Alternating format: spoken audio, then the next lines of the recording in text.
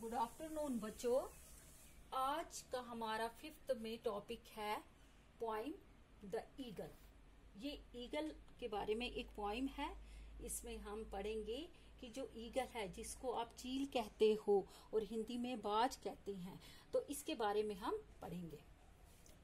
जो ये ईगल है ये तो आप जानते हो और आपने ये देखा भी है कि ये सब बर्ड्स से बहुत बड़ी होती है और जो ये इसके जो घोंसले हैं ये बहुत ही बुलंद होते हैं, यानी ये ऊंचे आसमान में उड़ती है और दूसरे जो बर्ड्स हैं उनके मुकाबले में ये सबसे ऊंचाइयों पे रहती है और हमेशा अपनी नजर नीचे जमीन की ओर डाले रहती है कि कब कहाँ पे कोई शिकार नजर आए और उसे वो हिम्मत से झपट कर उठाकर ले जाए और उसे खा जाए। तो इसी ताक में ये रहती है कि कब कहीं से मेरा शिकार मुझे मिल जाए। तो आज इसी के बारे में हम पढ़ने जा रहे हैं। The eagle he claps the crag with crooked hands, close to the sun in lonely lands, ringed with the azure world he stands. The wrinkled sea beneath him crawls, he watches from his mountain walls, and like a thunderbolt he falls. बच्चों, जैसे मैंने बताया कि ये जो चील है बहुत ही हिम्मत वाला और ऊंची उड़ान, ऊंचाइयों पे उड़ने वाला बर्ड है। तो ये सब बर्ड्स से मुकाबला करता है और इसकी जो हम कंपैरिजन करते हैं वो बाकी बर्ड्स के साथ हम नहीं कर सकते हैं। तो इसमें हमने पढ़ा कि जो ये बर्ड है ये बहुत ही हिम्मत वाला होता है। तो पहला इसमें है कि अब हम पढ़ेंगे यहाँ पे ग्लॉसरी के बारे में। Hold clasps means hold tightly. Clasps क्या होता है? होल्ड टाइटली, किसी भी चीज को कस के पकड़ना, उसको बोलते हैं clasps. Crag, crag means, crag क्या होता है पहले मैं आपको बताऊंगी। क्लैप्स CLASP, इसका मतलब होता है कि किसी भी चीज को जब हम कस के पकड़ते हैं उसको बोलते हैं क्लैप्स। और क्रैग क्या होता है? क्रैग होता है कि जो पहाड़ है, कोई रफ पहाड़ होता है, पहाड़ की जो चोटी होती है, यानी कि एक स्टैंड रॉक जो होता है उसकी सबसे ऊपर वाली ये चोंच जैसी जो निकली होती है, यहाँ पे जाके ये बैठता है। तो इसको हम बोलते हैं नुकीली चोंच, यानी कि पीक भी हम इसको कह सकते हैं। Crooked, crooked CROOKED, crooked. Crooked means होता है मुड़े हुए, जो स्ट्रेट ना हो, इसको हम नॉट स्ट्रेट भी लिख सकते हैं। बच्चों, मुझे हिंदी में आता है लिखना, मैं इसको इंग्लिश टू उर्दू ट्रांसलेट नहीं कर सकती है, तो मैं आपको हिंदी में लिखवाती, लेकिन आपको शायद ही हिंदी में लिखना या पढ़ना समझ आए, तो इसलिए मैं आपको ये इंग्लिश टू इंग्लिश ही एक्सप्लेन करूंगी। तो क्लैप्स का हम भूल गए थे लिखना, hold tightly, hold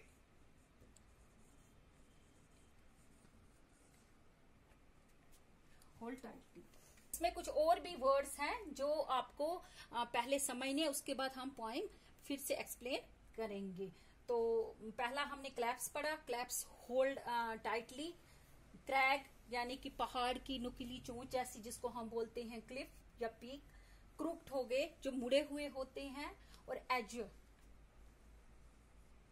EZURE, Azure होता है यानी कि नीले रंग का, जिसको बोलेंगे हम यानी कि डीप ब्लू,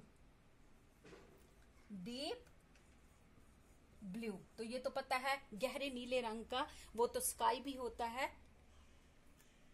इसके बाद है रिंकल्ड,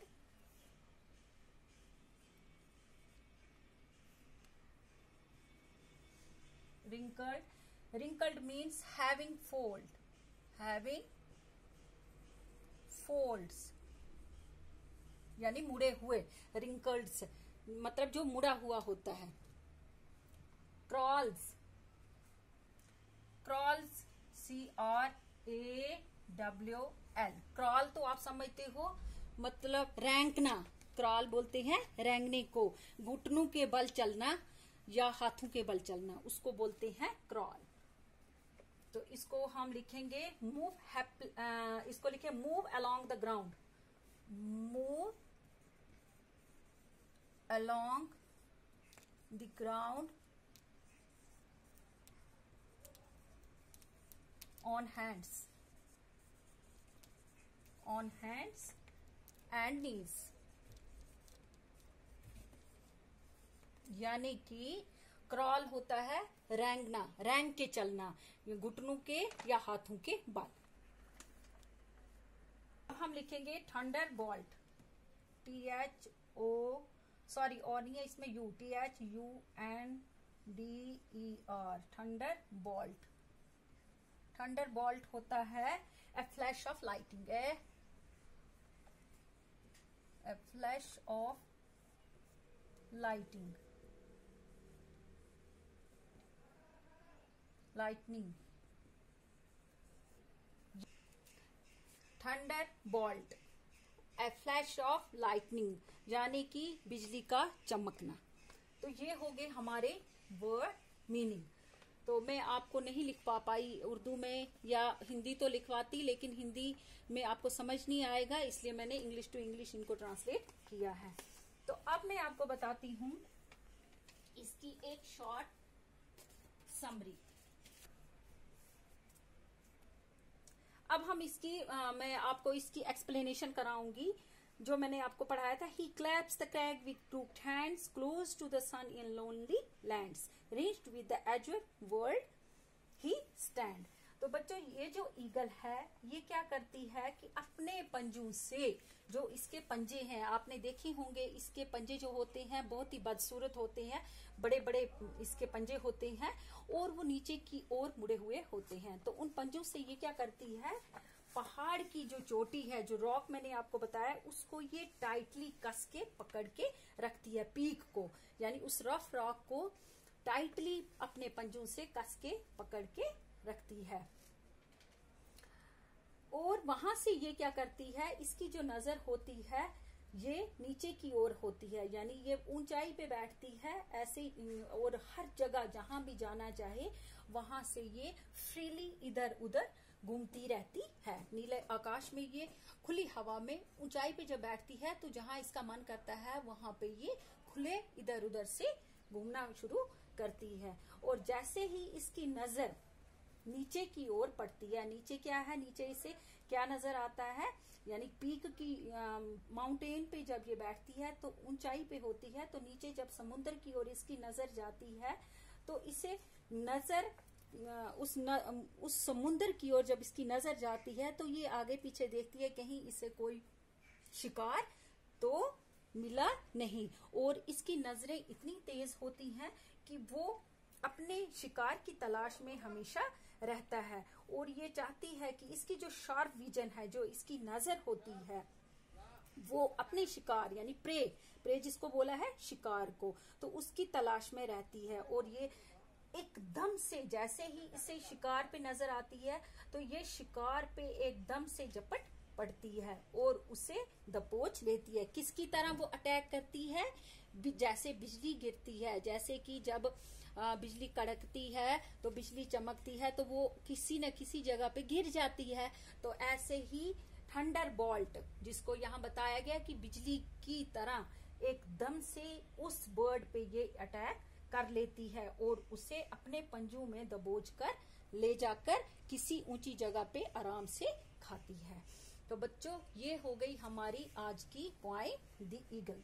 तो अब मैं आपको इसकी समरी लिखवाती हूँ।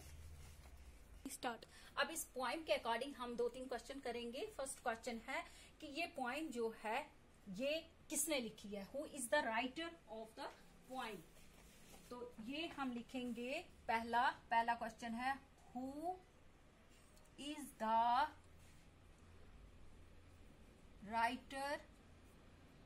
Writer of the poem.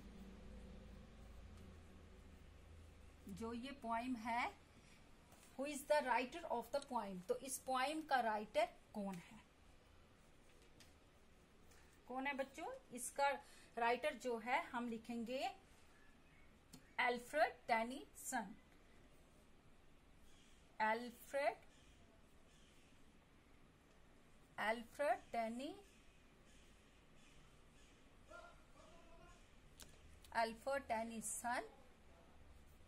is the writer of the poem.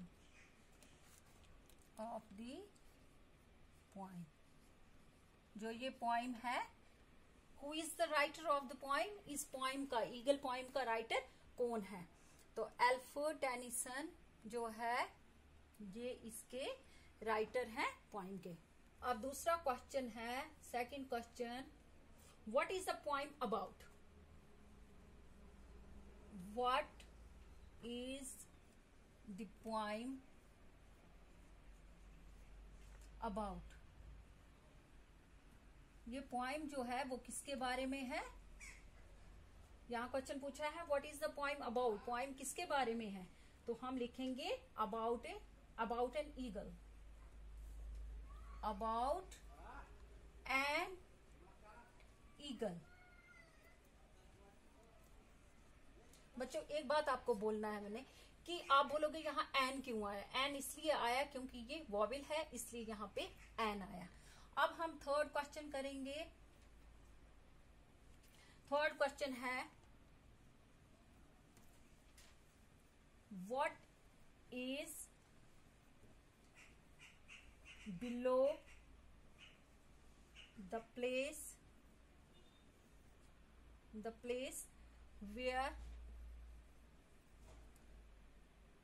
where the eagle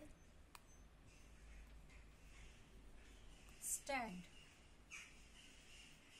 बच्चों यहाँ पूछा गया what is the below the place where the eagle stand, यानी कि जहां पे ईगल खड़ी है, जहां पे ईगल बैठी है वो तो पता है, वो माउंटेन पे बैठी है, हाई ऑफ द माउंटेन पे बैठी है। तो उसके नीचे क्या है? उसके नीचे सी है, यानी समुद्र है। तो हम लिखेंगे सी। बिलो क्या है उसके? सी। ओके, आज का इतना ही। Thank you.